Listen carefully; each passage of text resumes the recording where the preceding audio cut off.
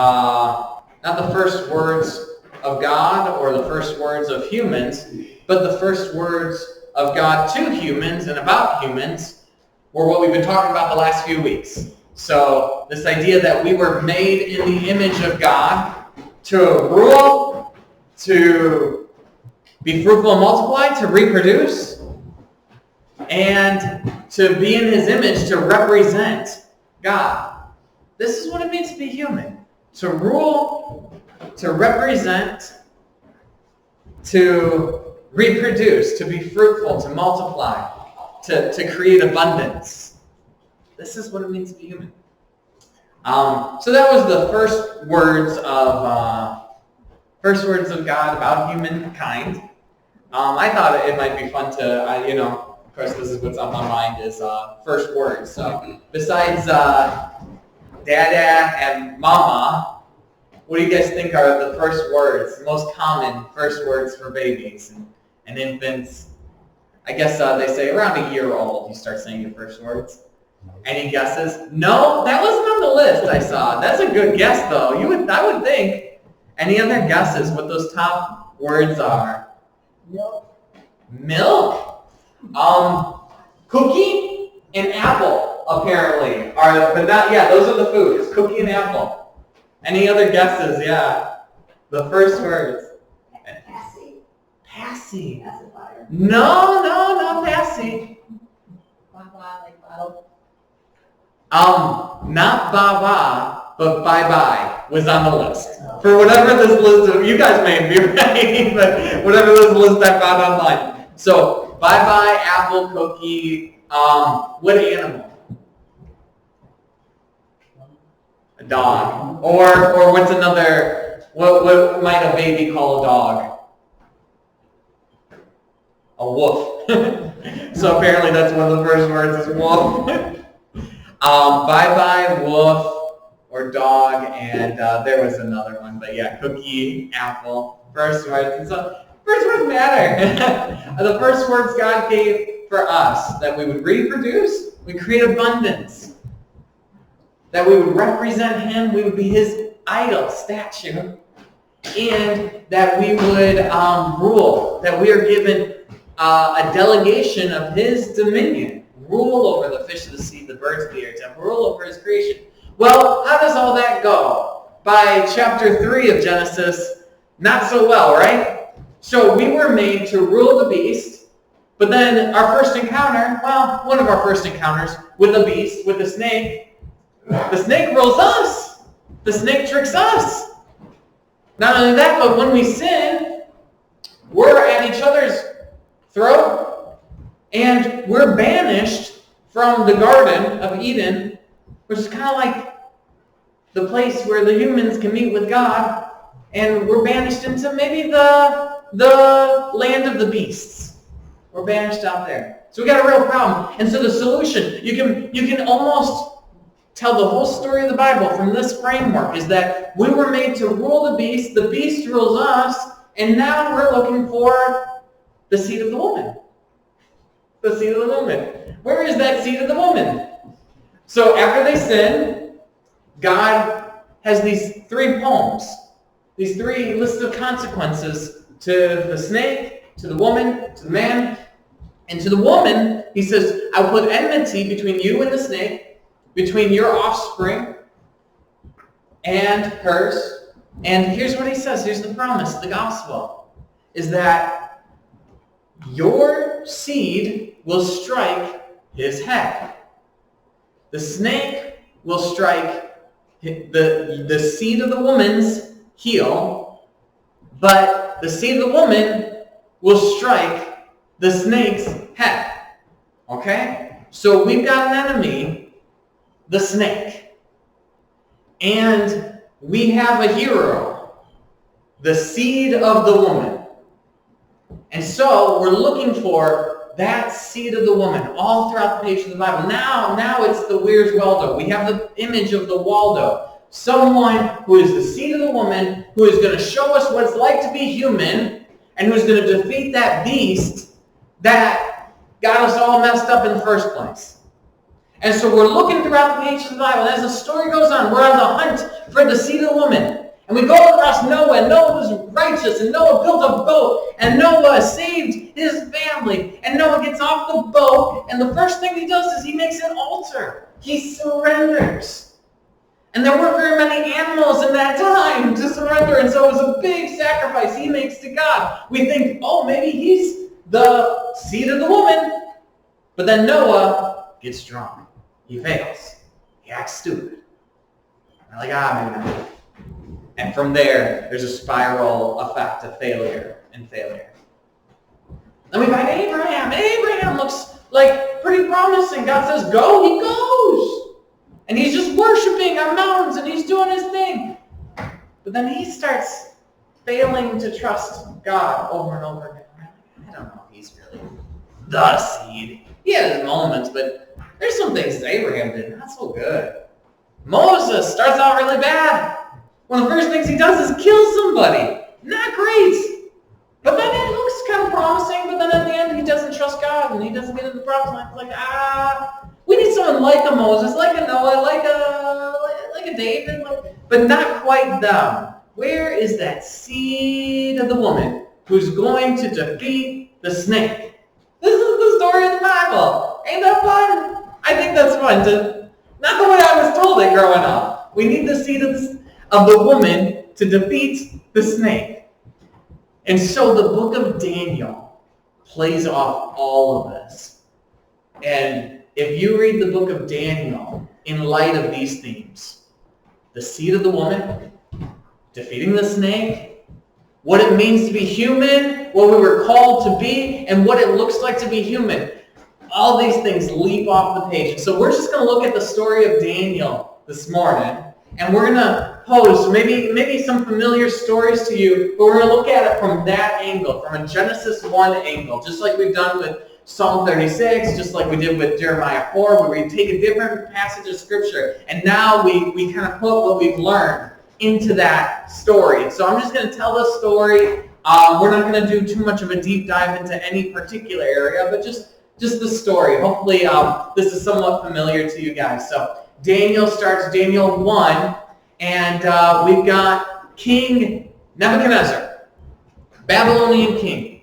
He is brutal, and in 3 waves, he wipes out Jerusalem. So where the story begins, this is after his first wave. So he doesn't destroy the temple here, but when he goes in, he steals some of the vessels, the sacred items of the temple, and he steals, the phrase is the royal family, or more literally, is the seed of the kingdom.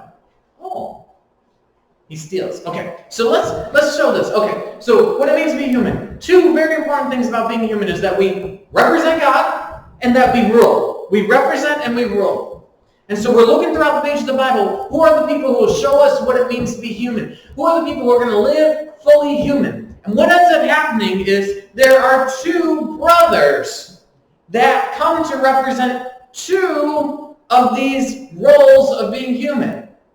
Okay? We've got Levi, who is sort of the father of the priests. And what do priests do? They represent the people to God, God to the people. They represent, so they take on the role as representatives. And then we got Judah, a brother of Levi, who becomes the father of the kings. And so we're now dividing up the roles of what it means to be human.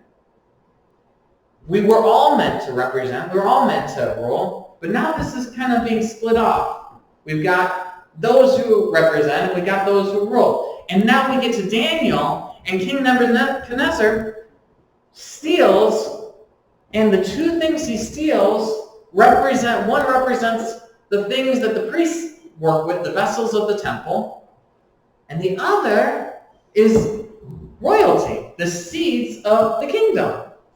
And so there's this hint of, we're dealing with what it means to be human here.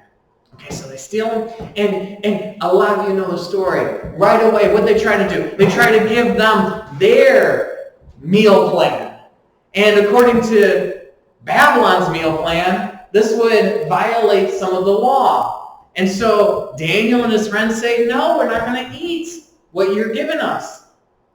So right away, Daniel begins with the food test. That should sound familiar. But this time, instead of Adam and Eve, who failed the food test, Daniel and his friends, they passed the food test. And everyone is surprised. Why are they so surprised? Because they thought they would get all weak and scrawny and they'd be less human. But they get like these superpowers and they're strong and they're healthier than all the other people. And so there's something happening here. They chose to trust God even when it doesn't make sense. And because of that, because of passing the food test, they became more human, not less. Ain't that incredible? This is the Bible playing off of itself. We're meant to put the Garden of Eden story next to this Daniel 1 story. So Daniel 1 comes, and then comes Daniel 2. And the king has a dream. He has this dream, and he sees a tselem made of 4 different materials. Okay? Does anyone remember from last week what tselem is? The Hebrew word for what? Oh, I'd be real impressed if you remembered. I think somebody here knows. Yes? No? Idol. We are the tselem of God, the idol, his image. And so here we go. King Nebuchadnezzar has a dream that there's an image, a tselem. Just like we're the image of God, he has a dream of an image made of 4 materials. And as it turns out, the 4 materials represent 4 kingdoms. And the head was made of gold. And the head represented Babylon. And this is fun. If you guys remember this one, this is super fun. So we talked a couple weeks ago about the Tower of Babel. And one of the distinguishing features was that they wanted to get its head in the skies. This is the Tower of Babel. This is Babylon's origin with its head in the skies, the Tower of Babel. And here, the king of Babylon is now having a dream where his head is in the skies and it's made of gold. And he's pretty happy about that, right? Well, what ends up happening in the dream is that this meteor comes and destroys the statue. He wakes up, he realizes this was significant, so he gets all his magicians, enchanters, and all his wise men together, and he says, who can tell me the dream and its interpretation? And they say, well, okay, we can do one thing for you, but we can't do the other. This makes me, you guys probably haven't seen this episode of The Office, but I love this episode. It's so funny. They're trying to hire the next manager, and it's this goofball who says, I've got a 3-point plan that's going to bring major success to this branch. And they say, well, that's great. And they're hiring him, they're interviewing him, and he says, well, I'm not going to tell you what the 3-point plan is. They say, well, how do we know that it's a good plan? Oh, he says it's a good plan. It's a really good plan. They say, well, can you give us part of the plan? And he says, no.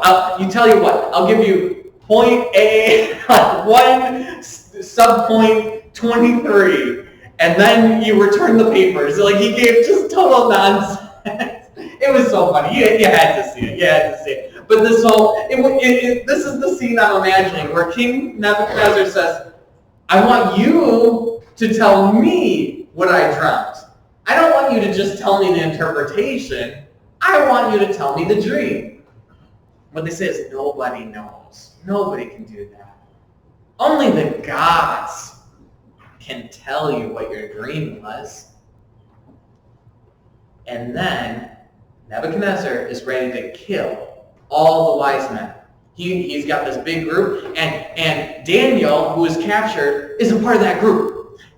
So he's in trouble. So he says, hold on, before you kill me, let me get a seat before the king. And he goes before Nebuchadnezzar and says, I'll tell you what your dream is. You saw an image, a tselem. There were 4 materials. The gold was the head. That represents you. and he tells him the dream. He says what the dream represents. And he says that this meteor is going to come and destroy you and your kingdom. And apparently the king had selective listening. Maybe he just listened to the first part of the interpretation or something because he was so happy. He's like, yes, you're absolutely right. And you know what the king does? When Daniel interprets this dream, he falls down and he worships Daniel. The weird thing is, Daniel doesn't stop him. But we know you're not supposed to worship people. But here we go. We've got Daniel, someone living in wisdom, hearing the wisdom of God, who we knew from chapter before.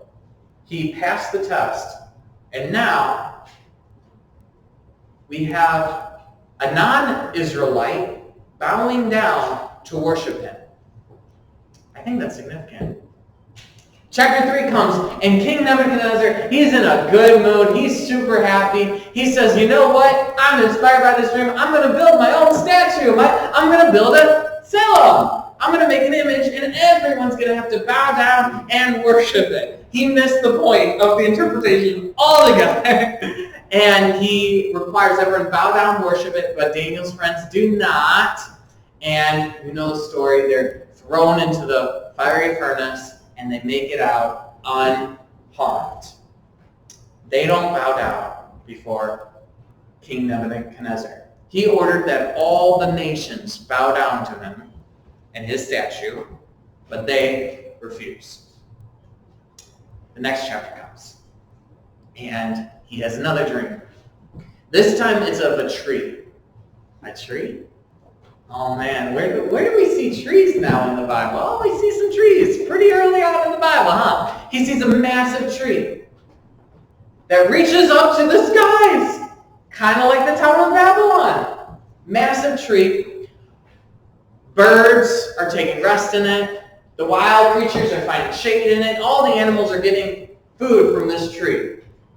And yet the messenger comes down from heaven and says, we're cutting the tree down. Chop the tree down. Same thing as the other dream. He goes up to his enchanters. He says, who can tell me my dream? They say, well, if you hire me first, if you tell me the dream, I'll give you the dream, but I can't give you a dream. And again, he says, well, let me find Daniel. Daniel interprets the dream. He says, you are this massive tree in the middle of the land. You are the tree of life. But because you're oppressing people, because you're mistreating the poor, you're about to be cut down. And King Nebuchadnezzar hears the dream, and we fast forward 1 year later, and we just get this line. He's walking around on his own just one random morning, and he's like, I am pretty great. Look at my kingdom, all for me and my majesty. And immediately there, the messenger comes down and says, you're getting chopped down. And he doesn't actually get killed in this moment. What ends up happening is he becomes like an animal. He becomes less human. It says he has the mind of an animal, he eats the food of an animal, and he's exiled to the land of the beasts. The tree of life chopped down because he would not humble himself and listen to the wisdom of God. And then we have the next few chapters. And let me show you what ends up happening here.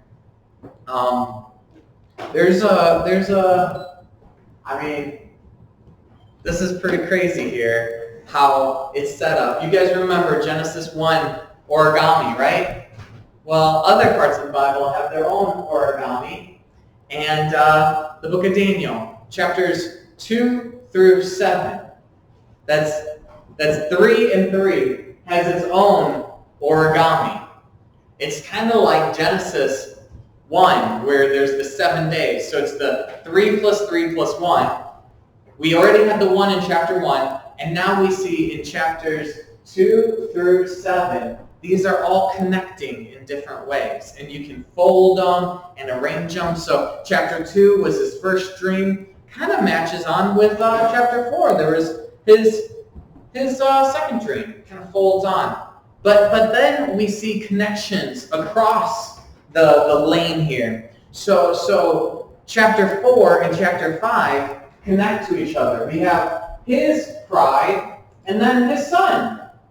Throws a party. He uses the vessels from the temple, drinking wine. He's having a good time. He doesn't humble himself, and so he is assassinated. So both dealing with pride. And then instead of going down, Genesis 1, it was 1, 2, 3, 4, 5, 6. Here it's 2, 3, 4, 5, 6, 7. So just playing with it a little bit. But 6 and 3 map onto each other. We've got the fiery furnace and then the lion's den. So here, Daniel is in Persia, and all of his co-workers are getting jealous of him because he's doing so well, and they devise a plan. They scheme against Daniel, just like the serpent schemed against Adam and Eve. They scheme against Daniel. They say to the king of Persia, they say, why don't you have everybody pray to you? And they knew Daniel wasn't going to do it, and of course Daniel prayed to Yahweh still, did not pray to the king, and he's thrown into the lion's den. The angels come, they shut the mouth of the lion. I think this is a fun detail. Do you know they put a stone in front of the lion's den? There's a stone placed in front of the place of death, just like Jesus. And he comes out, no wounds, no harm, and he's promoted from there. He prospers. So there's a testing there. There's a being thrown into danger, thrown into a place of death in 3 and 6. And then we get to 7. And 7 is one of the most important chapters in the entire Bible. It was one of Jesus' favorite chapters. This is the Son of Man chapter. Whenever you see the expression Son of Man, you think Daniel 7. And it's weird. It's what we did our call to worship on. It's this, there's these 4 beasts. 4 beasts. And we know now at this point, our minds have been shaped around this idea that a beast could actually come to represent a human being who's not living like a human being should live. So we got these 4 beasts, and they're not living as humans should live. They're living violently, destructively. These 4 beasts representing maybe, again, 4 kingdoms living in violence. And then here's what happens. We've got thrones. And we've got the throne with the Ancient of Days. Here's the picture. This is our snow globe. Remember, we've got the waters above, the waters below. We've got the land, and then we've got the temple, and it's the Isaiah vision of looking up and seeing the Lord seated on his temple. And if you remember from 36, Psalm 36, out of the temple came rivers of what? Rivers of life. And it went out to the nations. Here in Daniel 7, it's not rivers of life, it's rivers of fire coming out from the temple. From that throne, rivers of fire. So it's an inversion. Instead of bringing life, it's bringing about justice because of all the violence in the land. And then in the scene, there's someone who ascends. It's like we saw, like a son of man ascends in the cloud and sits at the right hand of the throne of God, of the Ancient One. The Son of Man sitting at the throne of God. There's so much here. How are you guys doing with all this? You following? All throughout, we're examining the human condition. All throughout, we're asking the question, where is the seed of the woman? All throughout, we're asking, what does it mean to be fully human? And the people who are fully human are the ones who trust God, trust in a wisdom higher than their own, even when it doesn't make sense. And every time throughout this story, when people trust in God over trusting in themselves, it works out for them. It works out for them. And so in In chapter 2, we have Daniel bringing the wisdom of God, and then King Nebuchadnezzar bows down and worships him. And that relates to 7, where we have the Son of Man sitting on the throne next to the Ancient of Days. And what happens is all the nations bow down and worship the Son of Man. All the nations. In 3, Nebuchadnezzar wanted all the nations to bow down and worship his image. But in 7, it's not King Nebuchadnezzar who gets worshipped by all the nations. It's the Son of Man. Why does this matter? Here's where this kind of comes together. In Jesus' trial, Jesus stands before the high priest. And the high priest asks him, "Are you the anointed one? Are you the Christ?" So the word Christ means anointed one, means Messiah. And there were 2 people who were anointed, the high priest and the king. Seeing that theme over and over again. The high priest and the king. The people who are truly human are the anointed ones. Or represent, at least, what it means to be human. And so Jesus didn't always go around saying, "I'm the Christ." Very few times did he ever say, "I'm the Christ." In fact, he preferred to say, "I'm the Son of Man." So when he's standing on trial before the anointed high priest who asks Jesus, "Do you think you're the anointed one?" Jesus says, "Well, I guess that's what you say." And then he says, "You will see the Son of Man in the clouds in power." Here's what Jesus is doing. He's bringing us back to this moment. He's bringing us back to Daniel 7. He says, you are witnessing Daniel 7 right before your eyes. Here's the thing. The Son of Man. If anyone thought there was a Son of Man in the room, it would have been the high priest thinking he was the Son of Man. But when Jesus says, "I'm the Son of Man," well, Jesus wasn't saying that the high priest was the ancient one. It's like, who are the other characters in this story? What is Jesus implying? He says, well, there were some people who saw the Son of Man ascend up on the throne. And those were the 4 beasts. Why would the high priest get so angry at Jesus? He knew what Jesus was implying. He was implying, you are the beast in the story. And I am the exalted Son of Man. Through all these stories, we're learning a little bit more. What does it mean to be human? Ultimately, that's what we do as Christians. That's how we follow Jesus, is we look to Jesus as the ultimate human. The Son of Man. Son of Adam. Son of Man. We look to him for his example of what it means to be human, knowing that he has ascended above, and he is the one who struck the snake, who struck the beast. He is the seed of the woman. He is the long-anticipated Son of Man. So, Father God, we ask you